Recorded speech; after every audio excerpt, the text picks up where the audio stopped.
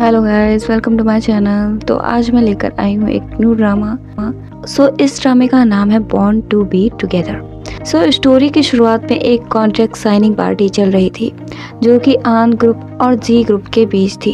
अब हीरो की एंट्री हुई जिसका नाम जी चेन था, जो कि प्रेसिडेंट था। उससे पहले उसके बेटे आओ की एंट्री हुई। उनके साथ जी का असिस्टेंट सेन भी था। रिपोर्टर्स इंटरव्यू लेना चाहते थे लेकिन उसका समय बहुत कीमती था। अब अंजियो को दिखाया गया और उसके साथ उसका बेटा पुडिंग भी था। वो वहाँ चोरी करने आई थी। पुडिंग की बातों से पता चला कि ये उसका ही घर था, लेकिन वो चोरों की तरह वहाँ जा रही थी। एक नेकलेस है जिसे ऑरोरा नेकलेस बोला जा रहा है। वो बहुत कीमती है और आज जी क्लैन को दिया जा रहा है। लेकिन अंजियो उस नेकलेस को अपनी माँ की अमानत बता रही थी और वो उसे चोरी करने गई थी, लेकिन वो नेकलेस पहले से ही गायब हो चुका था। उसका एक साथी भी आया हुआ था जिसका नाम अकाई था। सायरन बजने लगे। जीचन वहां से जाना चाहता था लेकिन आओ गायब हो चुका था। पुडिंग ने गार्ड्स का ध्यान भटकाया और अंजियो वहां से निकल गई। पुडिंग माँ के दिए हुए मैप के हिसाब से भटक रहा था और आओ भी खो गया था। अब जी के आदमियों ने पुडिंग को आओ समझ लिया और उसे पकड़कर ले गए। इधर अंजियो एक प्रोफेशनल चोर की तरह काम कर रही थी। वो निकली तो जीचन से टकरा गई। जीचन को लगा कि जैसे वो पहले से उसे जानता है। अंजियो को लगा कि वो पकड़ी जाएगी, इसलिए उसे मारकर वहां से निकल गई। जीचन को कुछ धुंधली यादें दिखी जिसमें वो उसके साथ था। उसने तुरंत सिक्योरिटी कैमरास चेक करने को कहा और उस औरत को पकड़ने के लिए कहा। इधर अंजियो ने फिर से कपड़े बदले और वो आओ को पुडिंग समझकर उठा ले गई। हालांकि वो कह रहा था कि वो पुडिंग नहीं है, फिर भी वो उसे उठाकर ले गई। इधर जी को आओ मिला। आओ उसे अंकल बोल रहा था, लेकिन जब उसे लगा कि वो पकड़ा जाएगा तो उसने आओ होने का नाटक किया। वह ऐसे बिहेव कर रहा था जैसा आओ कभी भी नहीं करता था और ये उनके लिए चौंकाने वाली बात थी। अब अंजियो कार में घुसी और अकाई को बताया कि नेकलेस गायब हो चुका है, लेकिन वहाँ एक कैमरा था जिसे अकाई ने मैनेज कर लिया था। आओ को लग रहा था कि वो क्रिमिनल ग्रुप है। इधर शन ने सिक्योरिटी फुटेज चेक की और वहाँ से सब कुछ गायब हो चुका था। जीचन ने एक ड्राइंग बनाई और वो किसी कार्टून जैसी थी। उसने वो शन को दी और उसे ढूंढने को कहा क्योंकि उसे लगता है कि उसने ही हार चोरी किया है। अब आओ जब घर आया तो उसने जूते चप्पल सही से रखे क्योंकि वो वेल ट्रेंड लड़का था। इधर पुडिंग जब घर आया तो वो आते ही घुस गया और खिलौने देखने लगा। इधर आओ ने अंजियो की बातें सुनी। वो गुस्से में थी। आओ को वो पागल औरत लग रही थी। अब अकाई ने दिखाया कि जीचन ने उसकी फोटो लगा दी है, लेकिन ये कोई कार्टून थी। अंजियो को हंसी आ रही थी। अंजियो खाने के लिए कुछ पकाने वाली थी। आओ को वो खाना अनहेल्दी लग रहा था। अंजियो ने कहा कि उसे वो खाना पसंद था। अब अंजियो ने उससे कुछ ऑर्डर करने को कहा। अब उसने पुडिंग को देखा तो अंजियो से पूछा कि क्या वो सच में उसकी माँ है। उसका बिहेवियर बहुत अलग देखकर अंजियो को लगा कि जैसे वो बीमार है। इधर जीचन उस औरत का पता लगाने की कोशिश कर रहा था। पुडिंग ने सोचा कि वो जीचन को उसकी माँ को पकड़ने नहीं देगा, इसलिए वो उसे हक करने लगा। उसने कहा कि वो लास्ट टाइम खो ही गया था। अब आधी रात हो चुकी थी। आओ ने सोचा कि पता नहीं पुडिंग वहाँ कैसे बड़ा हुआ होगा। दोनों भागने की कोशिश कर रहे थे लेकिन दोनों पकड़े गए। दोनों अपने माँ बाप से मिलना चाहते थे, जो अजीब था। दोनों को लगा कि उन्हें कोई मेंटल प्रॉब्लम हो गई है और दोनों उन्हें हॉस्पिटल ले गए। अब जीचे ने डॉक्टर को बताया कि उसकी पर्सनालिटी बिल्कुल बदल गई है। डॉक्टर को लगा कि उसे पढ़ाई का प्रेशर है, लेकिन पुडिंग वहाँ से भाग गया। थोड़ी देर बाद अंजियो आओ को लेकर वहाँ पहुंची।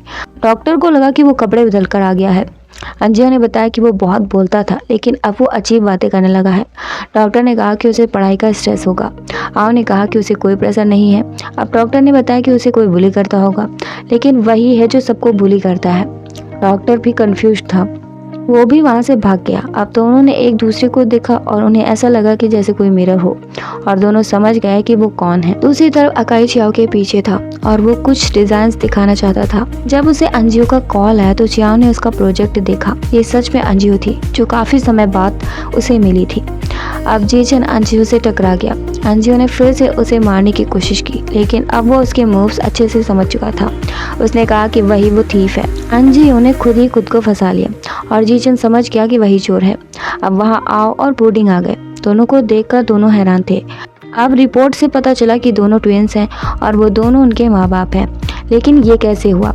अंजियो का दिमाग वहाँ पहुँच गया कि उसने कैसे अपने बच्चे पैदा किए होंगे। जीचन का दिमाग अलग लेवल पर चल रहा था। जो भी हो, अब अंजियो ने नाटक किया कि उसने पुडिंग और उसे छोड़ दिया था। वो कार क्रैश से बची थी। सन ने बताया कि उसने ही उसे छोड़ा था। जो भी हो, अंजियो को कुछ याद नहीं था और जीजन को भी नहीं। अंजियो ने कहा कि उसे उसका होमवर्क कॉपी नहीं करना चाहिए। इसका मतलब कि वो नाटक कर रही थी। दोनों बच्चे कोई सीरियल देख रहे थे जिसे देखना जीजन अलाउ नहीं करता, लेकिन अंजियो को इसमें कोई प्रॉब्लम नहीं दिखती। दोनों झगड़ा करने लगे और टैबलेट छीनने लगे। इधर बच्चे झगड़ा करने लगे।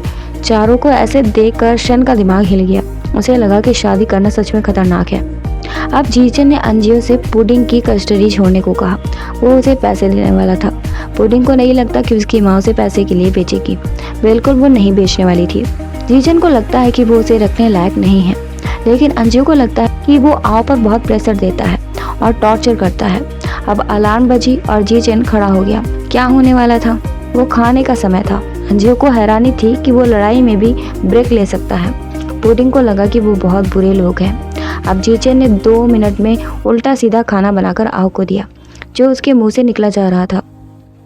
वो बाहर का खाना खाना चाहता था, लेकिन ये जीजन को अनहेल्दी लगता था। पुडिंग ने नाटक किया कि उसे भूख लगी है, तो अंजियो खाना बनाने गई। उसने पूरा किचन गंदा कर दिया था। जीजन को ये देखकर बहुत प्रॉब्लम हो रही थी।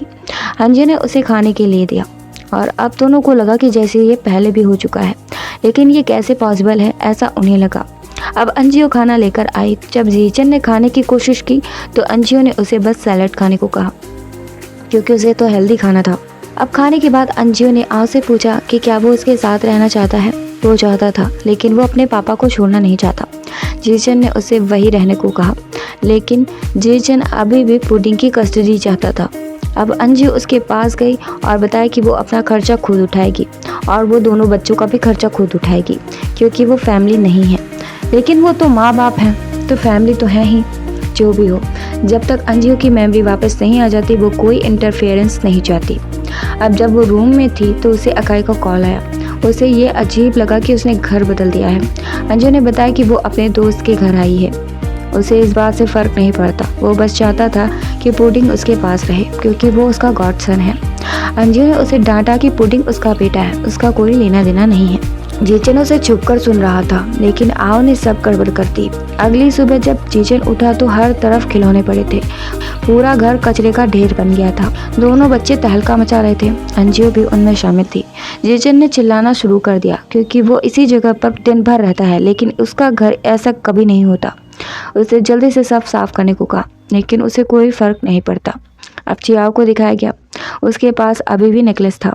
उसे लग रहा था कि अंजियो उससे बदला लेने आएगी। शायद उनके बीच कुछ हुआ था। इधर अंजियो जोर जोर से चीख रही थी। उसने डिजाइन बनाए थे, लेकिन सब कचरा लग रहे थे।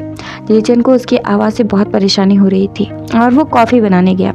अंजियो ने फेस मास्क लगाया हुआ था, जिसे देखकर उसे लगा कि उसने गोबर लगा रखा है, लेकिन ये उसका पुदीना था जो उसने बड़ी मेहनत से उगाया था। आगे से वो उसका पुदीना नहीं छू सकती। पहला दिन शुरू हो गया था। जीजन को सहन नहीं हो रहा था। उसने देखा कि उसका पूरा किचन कचरा हो चुका है। वो अपना पेशेंस खो रहा था, इसलिए वो मेडिटेशन कर रहा था। अंजियो की चिप्स की कुरकुराहट उसका दिमाग खराब कर रही थी।